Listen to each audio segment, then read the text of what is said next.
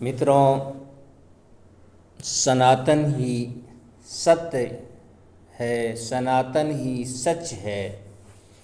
सनातन धर्म ही सबसे उत्तम, सबसे बढ़िया, सबसे अच्छा, सर्वश्रेष्ठ है।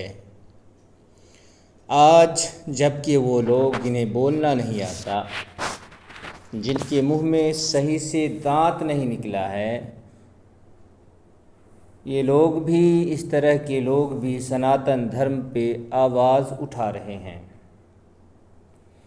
कितने लोग तो ऐसे हैं जो सनातन धर्म को समाप्त करने की बात करते हैं। आज आप देख लें, सोशल मीडिया पे एक बड़ी तादाद लोगों की ऐसी है जो सनातन धर्म के विरुद्ध ज़बान खोल करके जो मन में आता है वो लोग बोल रहे हैं। तो ऐसे में, ऐसी हालत में सनातन धर्म की बातों को लोगों के बीच में लाना अवश्य था मेरे लिए। सुधांशु त्रिवेदी जी भी कह रहे थे कि लोग सनातन धर्म को पढ़ते नहीं हैं।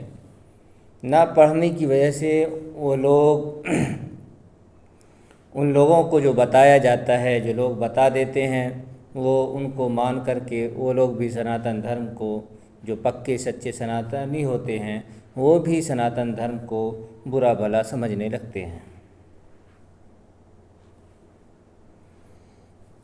इसीलिए सुधांशु जी की बात को मानते हुए मैं भी सनातन धर्म की कुछ बातों को आपके सामने लाने की कोशिश करता रहूँगा। तो सुने, मैं इस तरह से बात करूँगा कि सनातन धर्म की पुस्तकें आपके सामने खुली होंगी, मैं भी पढ़ूँगा और आप भी पढ़ेंगे, आप भी देखेंगे। तो आइए शुरू करते हैं अत्रि स्मृति से, क्योंकि स्मृतियाँ ही वैदिक संविधान, वैदिक कानून, वैदिक ज़िंदगी का नाम है। तो यहीं से हम बात शुरू करते हैं। यहाँ तक तो बात आ गई थी, अब यहाँ से बात शुरू करते हैं। यहाँ लिखा है कि जप, होम इत्यादि ब्राह्मणों के उचित कर्म में रत होने से शूद्र का राजा वध करे। कारण की जलधारा जिस प्रकार से अग्नि को नष्ट करती है, उसी प्रकार से ये जप होम में तत्पर हुआ शूद्र संपूर्ण राज्य का नाश करता है। जप जानते ही हैं, होम इत्यादि ब्राह्मणों के, जो भी ब्राह्मण के, आपको पता है कि सनातन धर्म के अंदर हर एक के लिए अलग अलग कर्म बताए गए हैं, निर्धारित किए गए हैं। ब्राह्मण क्या करेगा, क्षत्रिय क्या करेगा, वैश्य और शूद्र क्या करेंगे। तो इससे पहले वाली वीडियो में बात आई है कि अगर स्वर्ग को चाहता है, जो कोई स्वर्ग में जाना चाहता है, मोक्ष चाहता है, तो उसके लिए ज़रूरी है कि वो अपने धर्म से लगा रहे। अगर अपने धर्म से हटकर एक शूद्र अगर ब्राह्मण के काम करने लगे तो फिर ये बहुत अन्याय की बात हो जाएगी। जैसे जप है, भगवान का नाम जपना है, अगर वो जपते रहे तो फिर सेवा का काम शूद्र कैसे कर पाएगा। होम है, और ब्राह्मणों के जो बड़े बड़े काम है, शिक्षा लेना, शिक्षा देना, अगर से शूद्र भी पढ़ने लिखने लगे और पढ़ाने लिखाने लगे तो फिर ये काम कौन करेगा। तो इस तरह के जो काम ब्राह्मण के ऊपर बताए गए हैं, अगर कोई शूद्र कर रहा है तो राजा ब्राह्मण का, वो शूद्र का वध कर देगा, जान से मार देगा, हत्या कर देगा।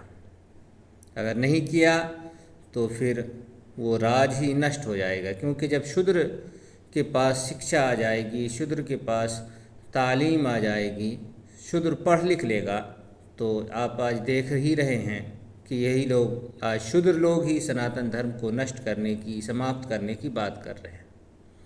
अगर राजा ऐसा होता कि शूद्र को शुरू ही से औकात में रखता तो फिर ऐसी बात नहीं होती, लोग सनातन धर्म को ख़त्म करने की बात नहीं करते। आज आप देख रहे हैं, आप इस मंत्र को बार बार पढ़ें और आज आप देख लें, नज़र घुमा कर के पूरे देश के अंदर के शुद्ध लोग किस तरह से सनातन धर्म के विरुद्ध अपनी ज़बान खोल रहे हैं और कितनी कितनी गंदगियाँ बक रहे हैं। कारण यही है कि शिक्षा इनके यहाँ आ गया है, जो ब्राह्मणों का काम था। तो इस तरह से जो है आप समझ लें कि ब्राह्मण का राज जो नष्ट हो जाएगा। यहाँ ये भी बात लिखी है कि जिस तरह से अग्नि को नष्ट करती है जलधारा, पानी अगर आग पे डाल दे तो आग फौरन ख़त्म हो जाती है, इसी तरह से बताया अगर शूद्र भी पढ़ लिख ले तो वो राज नाश हो जाएगा, राज ख़त्म हो जाएगा, समाप्त हो जाएगा। आपने शुद्रा फिल्म देखी होगी, जहाँ एक बच्चा ओम नमः शिवाय का जप करता है। वो ब्राह्मण पंडित के जप को सुन कर के जप करता है, तो उस वक्त पंडित लोग क्या सज़ा देते हैं, उसकी ज़बान कटवा देते हैं कि शूद्र ये सब काम ना करें। आगे देखे लिखा है कि दान लेना, पढ़ना, निषिद्ध वस्तुओं का खरीदना, बेचना और यज्ञ कराना, इन चारों कर्मों को करने से क्षत्रिय और वैश्य पतित हो जाते हैं। यहाँ है दान लेना, पढ़ना नहीं होगा, पढ़ाना होगा, क्योंकि शूद्र के लिए तो पढ़ना है लेकिन वैश्य और क्षत्रिय के लिए तो पढ़ना है लेकिन पढ़ाना नहीं है। तो यहाँ ये बात है कि अगर कोई क्षत्रिय या वैश्य पढ़ाने का काम कर रहा है तो इससे वो पतित हो जाएंगे। पतित होने का मतलब ये है कि वो शूद्र से भी नीचे चले जाएंगे। तो पढ़ाना ये ब्राह्मण का ही काम है। तो जिस तरह से धर्म लिखा है, धर्म बताया गया है, उसी तरह से करना अवश्य ज़रूरी है।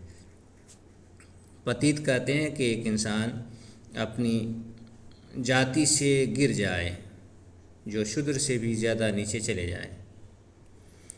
यहाँ लिखा है कि ब्राह्मण मांस, लाख और लवण के बेचने से तत्काल पतित होता है। अगर ब्राह्मण ये काम करता है तो वो पतित हो जाएगा, फिर वो ब्राह्मण नहीं रहेगा, वो क्षत्रिय वैश्य शूद्र से भी नीचे चले जाएगा। और यहाँ लिखा है कि और दूध के बेचने से भी 3 दिन में शूद्र के समान हो जाता है। अब ब्राह्मण है, ब्राह्मण का काम शिक्षा लेना, शिक्षा देना, यज्ञ करना, दान लेना, ये सब है। अब अगर ब्राह्मण दूध का कारोबार करने लगे तो फिर ब्राह्मण का अपना काम ख़त्म हो जाएगा। ब्राह्मण का जो धर्म है, कर्म है, वो ख़त्म हो जाएगा, उससे छूट जाएगा। ये दूध बेचना, दूध का कारोबार करना, ये शूद्रों का काम है। गाय पालना, भैंस पालना और उसका कारोबार करना, बेचना। अगर ब्राह्मण भी ये काम करने लगे तो वो भी शूद्र हो जाएंगे। 1-2 दिन तो माफ़ है, लेकिन 3 दिन अगर ऐसा कर लिया तो फिर शूद्र हो जाएंगे, फिर वो ब्राह्मण से ख़त्म हो जाएंगे। तो ये समझ लें कि दूध बेचने वाला नीच होता है, नीच कर्म करने वाला होता है। जितनी बात आप समझ लें। इधर मिटा हुआ है तो हम नहीं दिखा सकते हैं, इसमें भी साफ साफ उतना नहीं है। आगे चलते हैं, तब जहाँ साफ हो वहाँ आपको दिखाते हैं।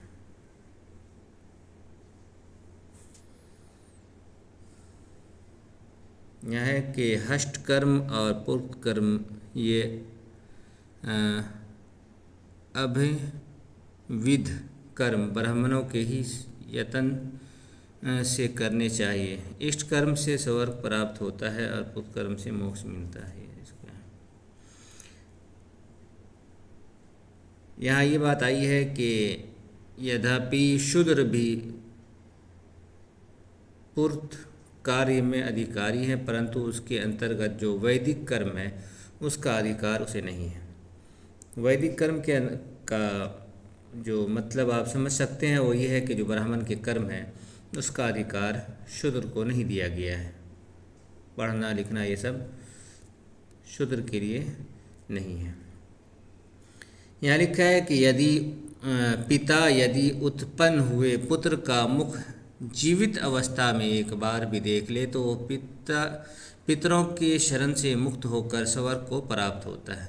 पुत्र के पृथ्वी पर उत्पन्न होते ही मनुष्य पितरों के शरण से छूट जाता है और उसी दिन वो शुद्ध हो जाता है, कारण कि ये पुत्र नरक से उद्धार करता है। बहुत से पुत्रों की इच्छा करनी उचित है, कारण कि यदि उनमें से कोई एक भी पुत्र गया जो जाए, कोई अश्वमेध यज्ञ को करे और कोई नील वगैरह आदि काम करे। तो यहाँ देखें, हिंदू धर्म के अंदर पुत्र के बारे में ये बात आई है कि एक आदमी के लिए, एक इंसान के लिए, एक सनातनी के लिए पुत्र का होना ज़रूरी है। अगर पुत्र नहीं है तो फिर उसको स्वर्ग की प्राप्ति नहीं होगी, चाहे हज़ारों पुत्री हो जाए, लड़कियां हो जाए, कन्या हो जाए, लेकिन अगर एक पुत्र भी नहीं है तो फिर वो हज़ारों कन्या किसी काम की नहीं है, हज़ारों लड़कियां किसी काम की नहीं है। इसलिए सनातन धर्म के अंदर पुत्र का होना अवश्य ज़रूरी है। बगैर पुत्र के कोई इंसान स्वर्ग नहीं जा सकता है, गरचे उसको लाखों कन्या, लाखों लड़कियां पैदा हो जाए। तो ये सब चीज़ें थी आपके सामने लाना। यहाँ क्या लिखा है, यदि कोई ब्राह्मण अज्ञान से दूसरे ब्राह्मण का झूठा भोजन कर ले तो वो 2 दिन गायत्री के जप करने से शुद्ध होता है। यदि ब्राह्मण बिना जाने हुए क्षत्रिय के या वैश्य का झूठा अन्न कर ले तो वो 3 दिन तक गायत्री का जप करने से शुद्ध होता है। आगे है, भक्षण न करने योग्य अन्न को, इसी तरह स्त्री और शुद्ध के झूठे अन्न को या भक्षण न करने योग्य मांस को मनुष्य भोजन करता है, वो 7 दिन तक जौ की लपसी दलिया को पिए तो शुद्ध होता है। तो ये चीज़ है। आगे है कि जो जाति स्पर्श करने योग्य नहीं है, उसके स्पर्श करने वाले दिवस को स्नान करना योग है, जिससे उसका झूठा खाया है वो 6 महीने तक केश व्रत करे। तो जिस जाति को, जो बहुत सी जाति जो अछूत हैं, अगर उसको छू लें तो फिर उसके लिए ये चीज़ें हैं। तो जिस तरह से धर्म में बताया गया है उस तरह की बातें आपके सामने आती रहेगी, ताकि सनातन धर्म की बातें ज़्यादा से ज़्यादा लोगों तक पहुँचती रहे।